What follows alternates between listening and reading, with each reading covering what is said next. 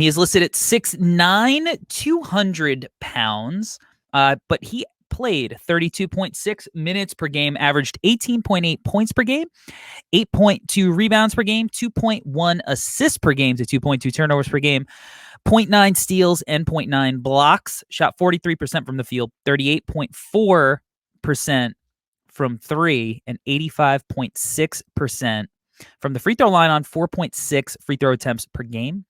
True shooting percentage of 58.3, PER 23.4, and a BPM of 12.0, which is pretty solid. Stock price preseason. This is where it gets interesting. ESPN had him at 17. SB Nation had him at 16. Basketball News had him at 17. The Athletic had him at 8. Tankathon had him at 19. No Ceilings had him at 9. Sports Illustrated had him at 28. Average price of 16.3. He came in at number 15 on the Draft Deck IPO. Things have shifted drastically. Currently, ESPN has him at number 2. The Athletic has him at number 3. Tankathon has him at number 3. Bleacher Report has him at 4. The Ringer has him at 2. No Ceilings has him at 3. Swishtery has him at 5. Average price of 3.1. He was 3rd on the April Draft Deck update. And I think one of the reasons he has such a high floor is this reason right here, right?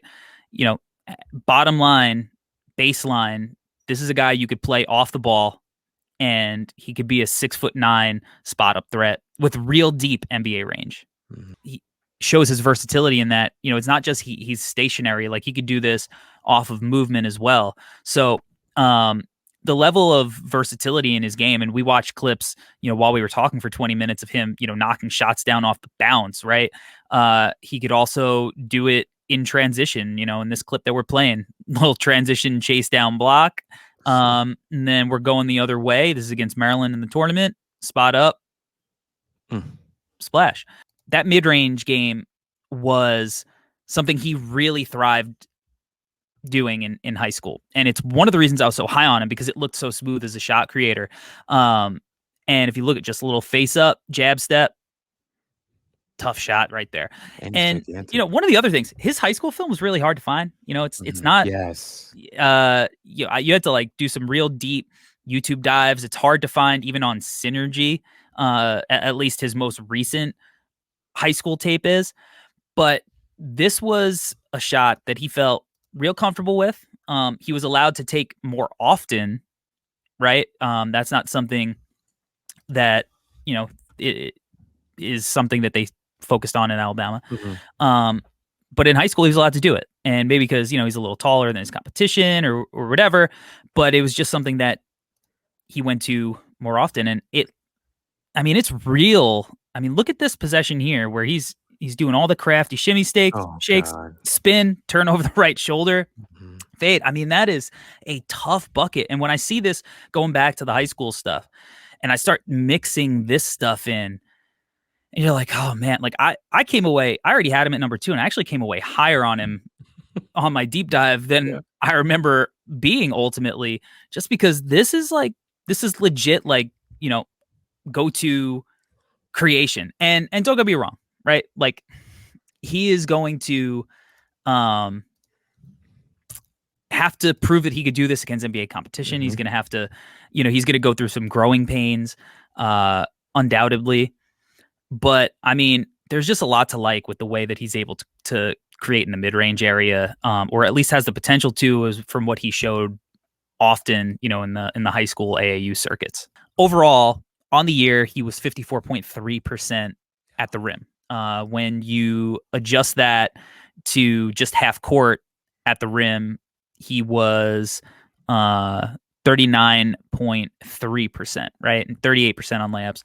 So let's actually dive into maybe like why he struggled at times getting to the rim. I think this is, you know, a really indicative play of those struggles. And it's a play that I actually really like. I think, you know, the play type is good, the set type, the way he's able to get downhill. You know, he's not initiating with the ball in his hands. He's coming off pin downs. He's getting the ball with momentum coming downhill, but he's just weak. He's physically weak right now.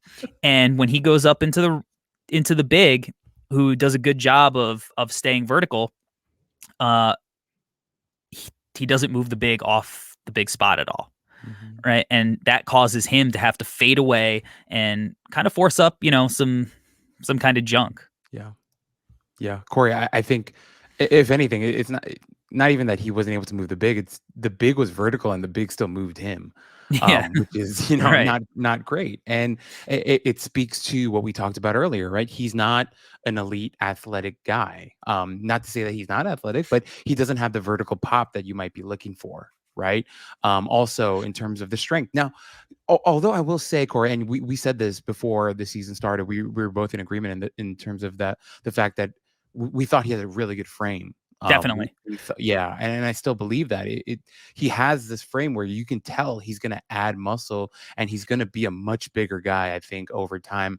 I'm not saying he's going to look like LeBron, but at the same time, I think he's going to look a lot bigger than he does look right now. And so, with that added strength, I think that's definitely going to help him compensate for the lack of pop because even if I've seen people compare him to Paul George, but Paul George was really, really athletic, a vertical athlete that I don't think Brandon Miller is. But I think the word that you used is very, it's raw, but also very fair. He was weak. And he did get bullied at times, and that is something that he needs to work on, and is kind of, I won't say like a red flag, but it is something to note for sure. Now, let's talk about some of the positives with him attacking, because I do think there is tremendous reason for optimism with him, just based on some of the flashes that we've seen. And I think this is kind of the big one. We talk about the Paul George vertical pop. He didn't have a ton of these posters in the half court, and this is kind of secondary defense isn't fully set, but this is kind of the the play where in that huge game he had against South Carolina. And I mean, there's a lot to like here, right? Going up with two, look at the crazy eyes, the Bobby Portis crazy eyes. I didn't think he was ever, ready to back down to anybody. And that type of mentality, I think, is really good. That type of aggression is good where, yeah, he may lack some strength right now, but once the strength comes along with that type of mentality, it's going to be really scary. And, something that you're showing on the screen right now, Corey, that I really enjoyed was his ambidexterity, both as a scorer at the basket and also with his passing. Yeah. Was really, really interesting to watch and adds a beautiful layer to his game. I mean, I talked about Kobe Buffkin this week with Nick, and that one of the things we talked about with Kobe Buffkin is his ambidexterity and what a weapon that is. And when we're talking about a guy like Brandon Miller, who's 6'9", with the shooting that he has, and then has this type of finishing with his left hand and also passing, and even in the earlier clip you showed before where we were highlighting his movement shooting, his entry pass was with his left hand, and it looked really, really good. And I think it's a layer of his game that I think is really important, and just once again adds to the complexity of him as an offensive player. And this is another one. This is against Anthony Black, somebody that I think mostly we consider to be one of the better defenders in the class at the guard wing spot. And, that's a really, really nice possession on Anthony Black where he's getting the ball, and you see all of that handle, all of that pace, the change of speeds, he's got the snatchbacks, he's got the crosses.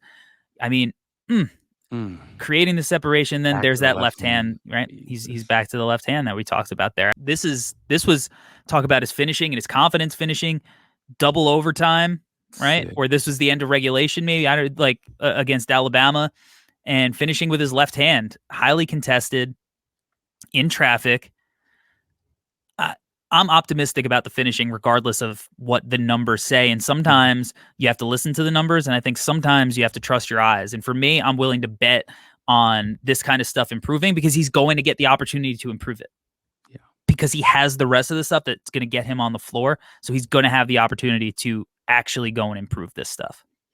And Corey, the ultimate thing for me is, like, I get it. Like, he did get bullied at times. He wasn't the strongest guy.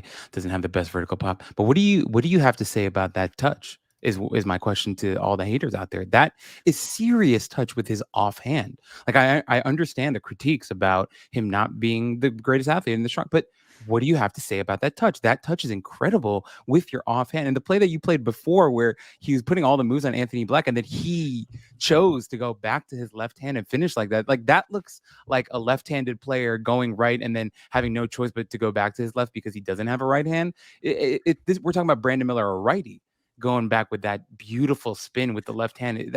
That stuff is not normal.